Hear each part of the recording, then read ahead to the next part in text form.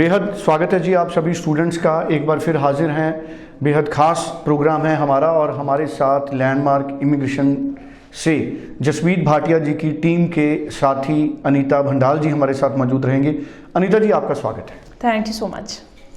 आज का जो हमारा शो है इसमें बेहद ख़ास इनपुट्स हैं, प्रैक्टिकल एक्सपीरियंस के साथ कई तरह की नई बातें इस शो में हमारे सामने आएंगी।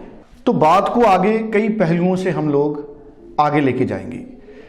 कुछ वक्त पहले तक रिफ्यूज़ल रेट कनाडा से बहुत ज़्यादा था, प्रोसेसिंग टाइम बहुत ज़्यादा था और बहुत सारे स्टूडेंट्स ऐसे थे जिनके सालों साल रिजल्ट नहीं आए कोविड के बाद। लेकिन क्या हुआ पिछले 2-3 महीनों में कि अगर कोई फ्रेश फाइल भी लॉन्च होती है तो 1 महीना या कुछ दिन ज़्यादा से आम तौर पे कई लोगों के रिजल्ट्स आ रहे हैं और बड़े अच्छे पॉजिटिव रिजल्ट्स आ रहे हैं। ये सडन चेंज कनाडा में क्यों आया?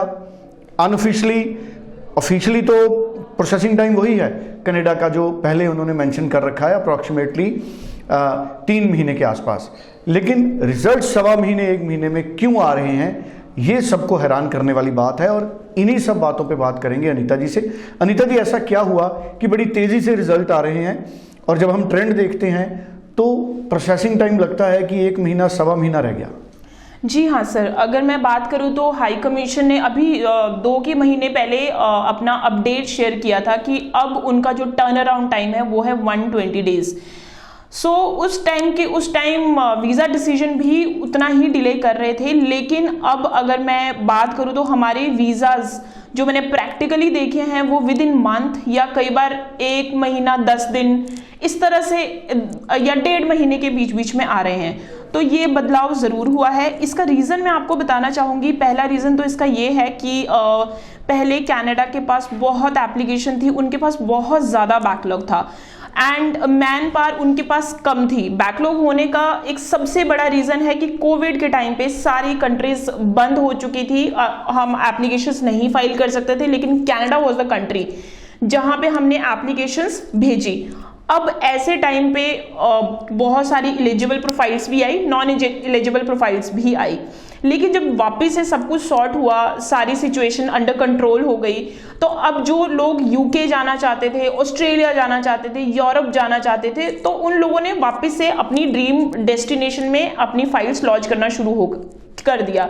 एंड कंसीडरिंग कनाडा में नॉन एलिजिबल प्रोफाइल्स के बहुत ज़्यादा रिफ्यूज़ल आए हैं, तो स्टूडेंट्स को भी कहीं ना कहीं ये पता चल गया कि अगर कनाडा अप्लाई करना है तो रूल्स आर लाइक कि आपका आइल्स स्कोर 6 ईच होना चाहिए। आपका अगर पीटी है तो पीटी आपका 58-59 के करीब होना चाहिए। Percentage should be good.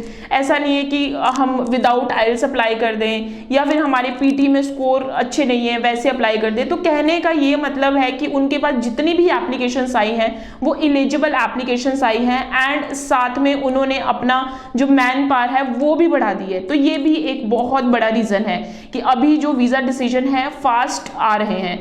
अब इस चीज़ का इम्पैक्ट मे इनटेक पे ज़रूर पड़ेगा, बिकॉज मे इनटेक में उतना ही उन्होंने डिलीवर करना है जितना उनके पास आया है। बिकॉज अभी अगर मैं बात करूँ तो जनवरी इनटेक के 1-1.5 महीने के बीच में अगर एप्लीकेशंस का वो डिसीजन दे रहे हैं तो that means they are on track. So May के लिए we are sorted. So we are hoping कि पहले जिस तरह से 15-20 दिन में या महीने के अंदर डिसीजन आ जाता था, बैक टू वो उसी तरह से हमारा चल पड़े एंड ऑफिशियली भी वही अनाउंस हो जाए। बिल्कुल ठीक है। और हमने ये भी महसूस किया है अनीता जी, सक्सेस रेट अचानक से काफ़ी ज़्यादा इंक्रीज हुआ है। सक्सेस रेट बढ़ने के पीछे कौन कौन से फैक्टर्स आप देखती हैं?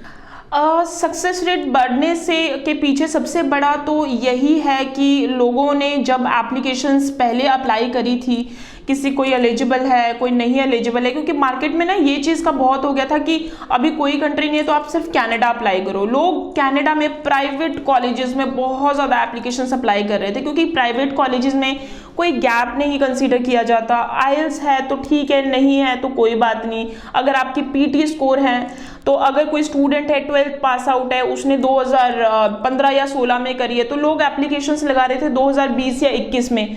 तो अगेन इतने सारे गैप के साथ वो चाहिए भी था, एक ट्रेलर चाहिए भी था उसके लिए कि जो नॉन एलिजिबल प्रोफाइल्स हैं वो ना अप्लाई करें। तो अभी कहीं ना कहीं स्टूडेंट्स को, कंसल्टेंट्स को ये चीज़ बहुत अच्छे से पता चल गई है कि कनाडा अगर जा रहे हो तो एलिजिबल प्रोफाइल के साथ ही करें।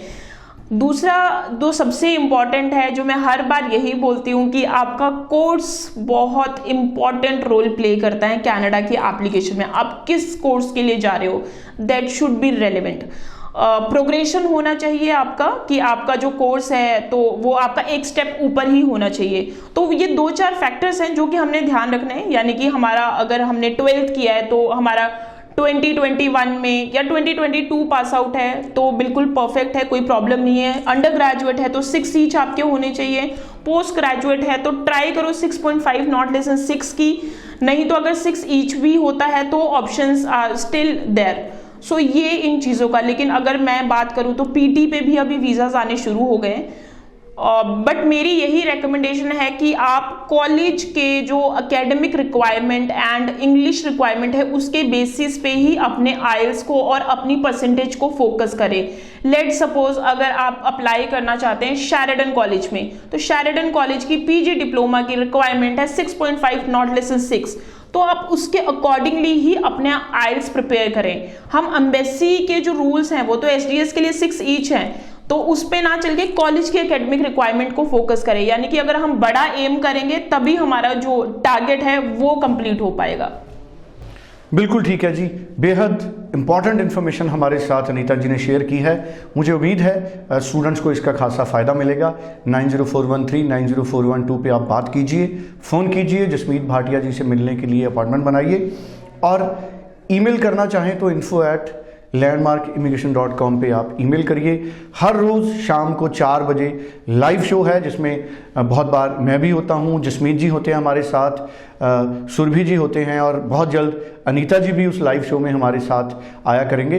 तो ज़रूर आप लाइव शो में भी अपना सवाल लेके डायरेक्ट कम्युनिकेशन में आ सकते हैं। अदरवाइज़ आप पर्सनली मिलिए 904139 904112 पे फ़ोन करके आप अपॉइंटमेंट बनाइए। Thank you so much Anita ji. Thank you.